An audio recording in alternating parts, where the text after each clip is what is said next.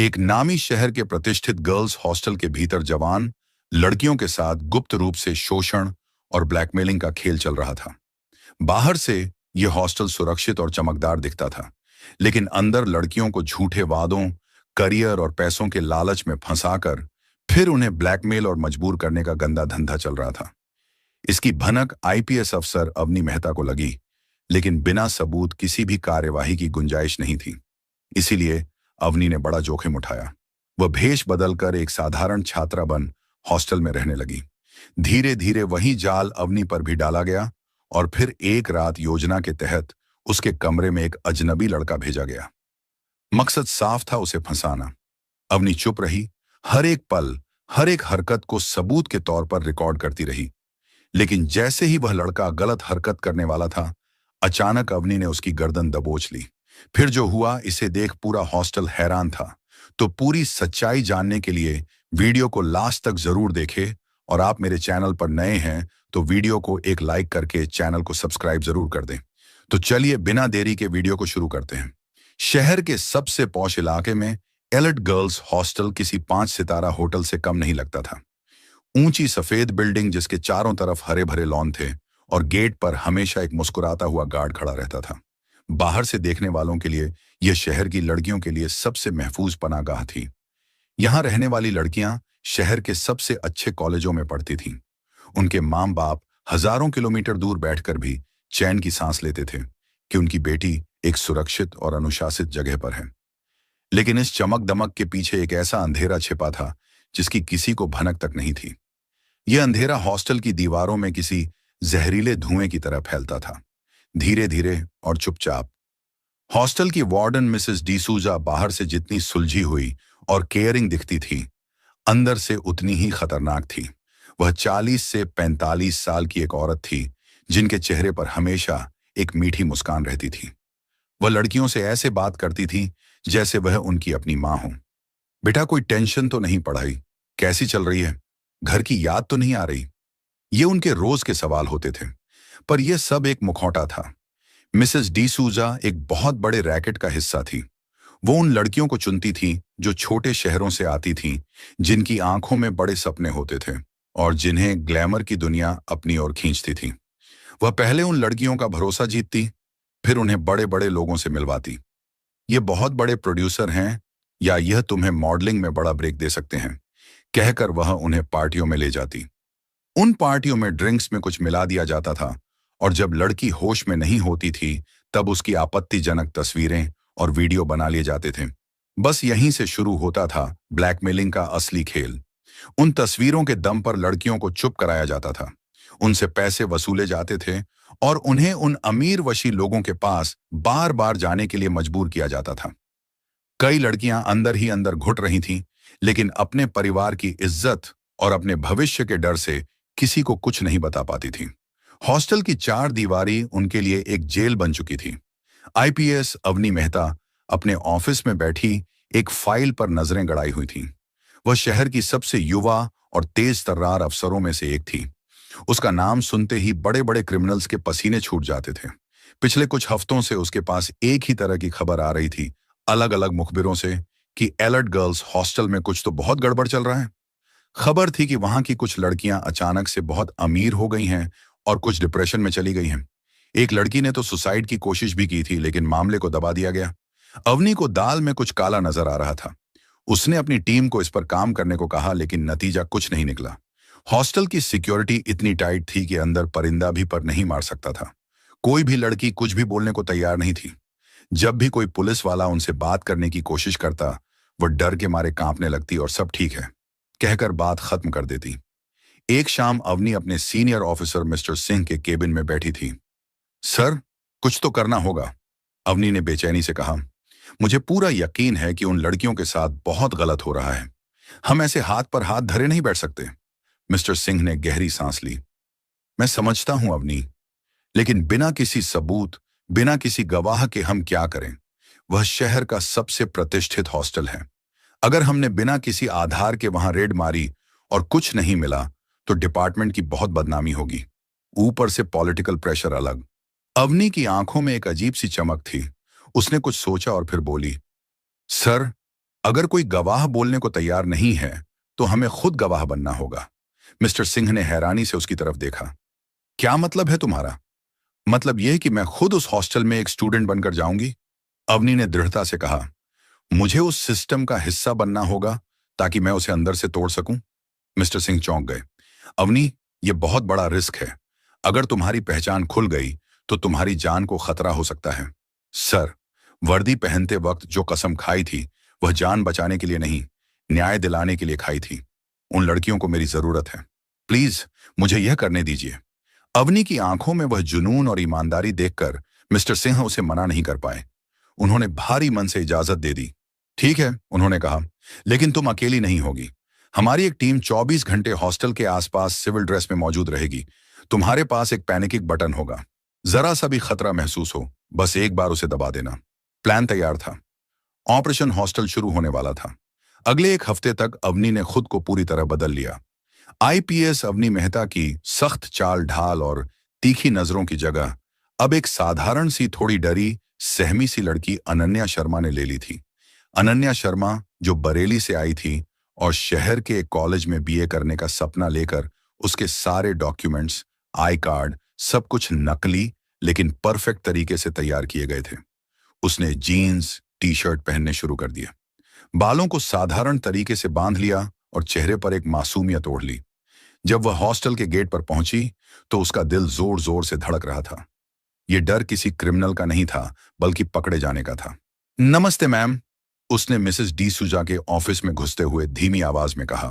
Mrs D'Souza ने चश्मे के ऊपर से उसे देखा और अपनी मीठी मुस्कान बिखेर दी। ओह, तो तुम हो अनन्या। आओ बेटा, बैठो। तुम्हारा ही इंतजार कर रही थी। बरेली से पहली बार आई हो शहर में? जी मैम, अवनी ने सिर झुकाकर जवाब दिया। घबराना मत, बिल्कुल।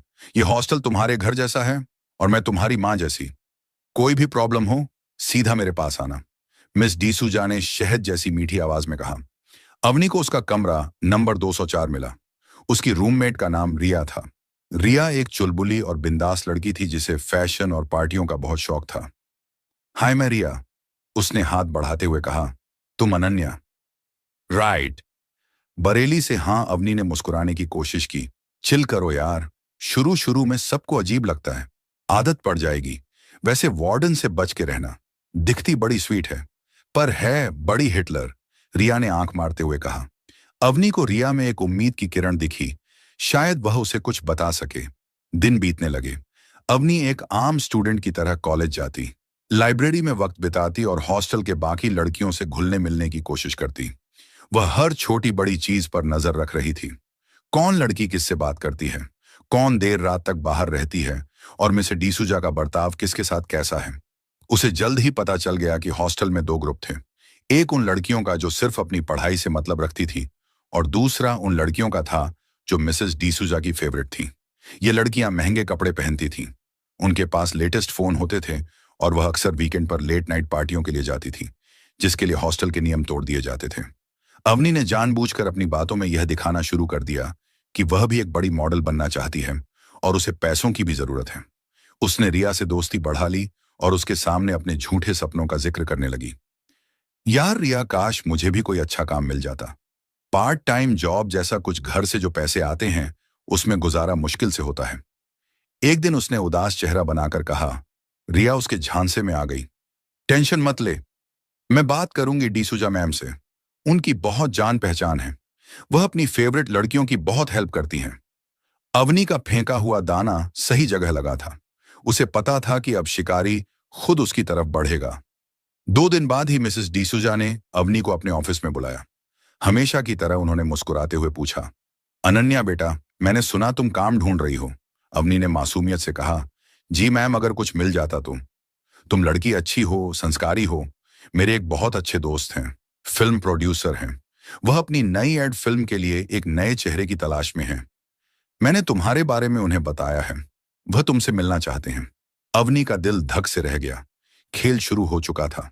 उसने जानबूझकर चेहरे पर खुशी और हैरानी के भाव लाए। सच में ma'am, thank you so much. मैं क्या पहनकर जाऊं, कब मिलना है? रिलैक्स बेटा, इस सैटरडे को एक पार्टी है, वहीं पर वह तुमसे मिलेंगे। तुम बस अच्छे से तैयार हो जाना, रिया तुम्हारी हेल्प कर देगी, मिस डिसूजा ने कहा। शनिवार की रात अवनी ने एक सिंपल लेकिन एलिगेंट ड्रेस पहनी। रिया उसे देखकर सीटी बजाने लगी। वाह, आज तो तू कहर ढा रही है। देखना, तुझे काम जरूर मिलेगा। अवनी बस मुस्कुरा दी। उसे पता था कि यह पार्टी काम के लिए नहीं, बल्कि जाल बिछाने के लिए थी। पार्टी शहर के एक फार्म हाउस पर थी। वहां बिजनेस और फिल्म इंडस्ट्री के कई बड़े बड़े लोग मौजूद थे। माहौल में शराब और सिगरेट का धुआं भरा हुआ था। मिसेस डी सुजा ने अवनी को एक अधेड़ उम्र के आदमी से मिलवाया। अनन्या, यह है मिस्टर वर्मा। मैं इन्हीं की बात कर रही थी। मिस्टर वर्मा ने अवनी को ऊपर से नीचे तक गंदी नजरों से देखा और हाथ मिलाते हुए बोला, हेलो ब्यूटीफुल। डी सुजा ने तुम्हारे बारे में बहुत बताया है। तुम में एक स्पार्क है। अवनी को घिन आ रही थी, लेकिन वो चेहरे पर मुस्कान बनाए रखी। बातचीत के दौरान वेटर अवनी के लिए एक ड्रिंक लेकर आया। अवनी को पता था कि इसमें कुछ मिला हो सकता है। उसने ड्रिंक हाथ में ले ली, लेकिन जैसे ही मिस्टर वर्मा का ध्यान कहीं और गया, उसने बड़ी सफाई से ड्रिंक पास में रखे एक पौधे के गमले में डाल दी। वह पूरी पार्टी में नशे में होने का नाटक करती रही। वह लड़खड़ा कर चल रही थी और उटपटांग बातें कर रही थी। मिस्टर वर्मा और मिसेस डिसूजा उसे देखकर मुस्कुरा रहे थे। उन्हें लगा कि उनका शिकार जाल में फंस चुका है। अवनी ने देखा कि एक कोने में रिया किसी और आदमी के साथ थी और वह काफी नशे में लग रही थी। वह आदमी उसे जबरदस्ती कहीं ले जाने की कोशिश कर रहा था। अवनी का खून खोल उठा, लेकिन वह कुछ नहीं कर सकती थी। अगर वह अब भी कुछ करती तो पूरा मिशन फेल हो जाता। उसे बस सही वक्त का इंतजार था। देर रात जब वह लोग हॉस्टल लौटे तो अवनी ने देखा कि रिया की हालत बहुत खराब थी। वो ठीक से चल भी नहीं पा रही थी और रो रही थी। अवनी ने उसे सहारा देते हुए पूछा, क्या हुआ रिया? रिया ने कुछ नहीं कहा, बस उससे लिपट कर और जोर जोर से रोने लगी। अवनी समझ गई कि आज रात रिया के साथ कुछ बहुत गलत हुआ है। उसके अंदर का गुस्सा और भी बढ़ गया। अब वह इन दरिंदों को और वक्त नहीं दे सकती थी। पार्टी वाली रात के बाद मिस डिसूजा को यकीन हो गया था कि अनन्या अब पूरी तरह उनके कंट्रोल में है। उन्होंने अवनी को बुलाकर कहा, मिस्टर वर्मा, तुमसे बहुत इंप्रेस हैं। वह तुम्हें अपनी अगली फिल्म में साइन करना चाहते हैं, लेकिन उनकी एक छोटी सी शर्त है। कैसी शर्त मैम? अवनी ने अनजान बनते हुए पूछा। मिसेस डिसूजा ने बेशर्मी से कहा, बेटा, इस इंडस्ट्री में आगे बढ़ने के लिए थोड़ा कॉम्प्रोमाइज तो करना ही पड़ता है। वह आज रात तुमसे अकेले में मिलना चाहते हैं। यहीं तुम्हारे कमरे में बस 1-2 घंटे की बात है और तुम्हारी लाइफ सेट हो जाएगी। अवनी को इसी पल का इंतजार था। उसने अपने माइक्रो एयरपीस पर धीरे से खांसकर बाहर इंतजार कर रही अपनी टीम को सिग्नल दे दिया कि आज रात ही एक्शन होगा। उसने चेहरे पर घबराहट लाते हुए कहा, लेकिन मैम, हॉस्टल में लड़कों का आना तो अलाउड नहीं है। अरे उसकी चिंता तुम मत करो, सब मैं मैनेज कर लूंगी। रात को ठीक 11 बजे दरवाजा खुला रखना। रात के 10:30 थे। अवनी का कमरा पूरी तरह तैयार था। पेन स्टैंड में किताबों के पीछे दीवार पर लगी घड़ी में हर जगह खुफिया कैमरे लगे हुए थे, जो हर एक पल को रिकॉर्ड कर रहे थे। अवनी ने अपनी टी शर्ट के अंदर एक बॉडी कैम भी पहना हुआ था। उसका दिल जोर जोर से धड़क रहा था, लेकिन यह डर का नहीं, बल्कि शिकार पर झपट्टा मारने से पहले एक शिकारी का शिकार करने का था। ठीक 11 बजे दरवाजे पर एक हल्की सी दस्तक हुई और फिर दरवाजा धीरे से खुला। अंदर एक 25 से 26 साल का लड़का आया। वो दिखने में हैंडसम था, लेकिन उसकी आंखों में एक अजीब सी अकड़ थी। हाय, मैं समीर। उसने कमरे में आते ही दरवाजा बंद करते हुए कहा। अवनी बिस्तर के कोने में सिमट कर बैठ गई और डरी हुई आवाज में बोली, आप यहां क्या कर रहे हैं? अरे डरो मत, मैं तुम्हें कोई नुकसान नहीं पहुंचाऊंगा। बस वही करूंगा जो तुम चाहती हो। तुम्हें स्टार बनाऊंगा।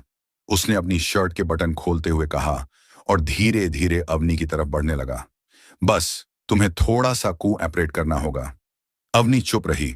उसकी सांसें तेज चल रही थीं। वह हर एक सेकंड को, हर एक हरकत को रिकॉर्ड होने दे रही थी। ये सारे सबूत थे एक बड़े रैकेट के खिलाफ, इस चमकती दुनिया के पीछे छिपे अंधेरे के खिलाफ। समीर अब बिल्कुल उसके पास पहुंच चुका था। उसे लगा कि सामने बैठी लड़की डर से कांप रही है। वह मुस्कुराया। उसे अपनी जीत का पूरा यकीन था। तुम बहुत खूबसूरत हो, उसने फुसफुसाते हुए कहा, और जैसे ही उसने अपना हाथ अवनी के कंधे पर रखने के लिए आगे बढ़ाया, अचानक सब कुछ बदल गया। जिस लड़की की आंखें सेकंड भर पहले तक डर से भरी थीं, उनमें अचानक एक तूफान कौंध गया। अवनी का हाथ बिजली की रफ्तार से उठा और समीर की कलाई को पकड़ लिया। इससे पहले कि समीर कुछ समझ पाता, अवनी ने उसकी कलाई को ऐसे मोड़ा कि उसकी चीख निकल गई। अगले ही पल अवनी अपनी जगह से उछली। दूसरा हाथ समीर की गर्दन पर था और उसने उसे धक्का देकर दीवार से सटा दिया। समीर की आंखों में अब हैरानी और दर्द था। उसे समझ नहीं आ रहा था कि यह अचानक क्या हो गया। अवनी ने उसकी आंखों में आंखें डालकर अपनी बर्फीली और फौलादी आवाज में कहा, कोऑपरेट तो अब तुम्हें करना होगा। उसने अपनी पकड़ और मजबूत कर ली। समीर का चेहरा लाल पड़ने लगा। वो हांफते हुए बोला, कौन हो तुम? अवनी उसके कान के पास झुकी और धीरे से फुसफुसाई, अनन्या शर्मा नहीं, IPS Avni, Mehta special crime branch, और तुम्हारा गंदा खेल खत्म हो चुका है। यह सुनते ही समीर के पैरों तले जमीन खिसक गई। उसके चेहरे का रंग उड़ गया। उसी पल कमरे का दरवाजा जोरदार धमाके के साथ खुला और पुलिस की टीम हथियारों के साथ अंदर घुस आई। Police hands up. बाहर कॉरिडोर में हंगामा मच गया। पुलिस ने पूरे हॉस्टल को घेर लिया था। मिसेस डिसूजा अपने कमरे से बाहर निकली, ये देखने के लिए कि क्या हो रहा है। जैसे ही उन्होंने अवनी को इस रूप में देखा, उनके चेहरे की मीठी मुस्कान गायब हो गई और उसकी जगह खौफ ने ले ली। यह नहीं हो सकता, वह हकलाने लगी। अवनी धीरे धीरे चलकर उनके पास आई। क्यों नहीं हो सकता मिसेस डिसूजा? आपने लड़कियों को फंसाने का जो जाल बुना था, आज आप खुद उसमें फंस चुकी हैं। एक एक करके हॉस्टल की दीवारों में छुपे सारे गुनाह बाहर आने लगे। पुलिस ने मिस डिसूजा के ऑफिस से उन लड़कियों के वीडियो, तस्वीरें और रैकेट से जुड़े सारे सबूत बरामद कर लिए। रिया और दूसरी डरी सहमी लड़कियां अपने कमरों से बाहर निकली। जब उन्होंने पूरी सच्चाई जानी तो उनकी आंखों में आंसू आ गए। रिया दौड़कर अवनी के गले लग गई। Thank you so much ma'am. उस रात एलर्ट गर्ल्स हॉस्टल का चमचमाता मुखौटा हमेशा के लिए उतर चुका था। तो दोस्तों, ये थी कहानी आईपीएस अवनी मेहता की। तो कैसी लगी आपको ये कहानी? अगर अच्छी लगी हो तो वीडियो को एक लाइक करके चैनल को सब्सक्राइब जरूर कर दे। धन्यवाद।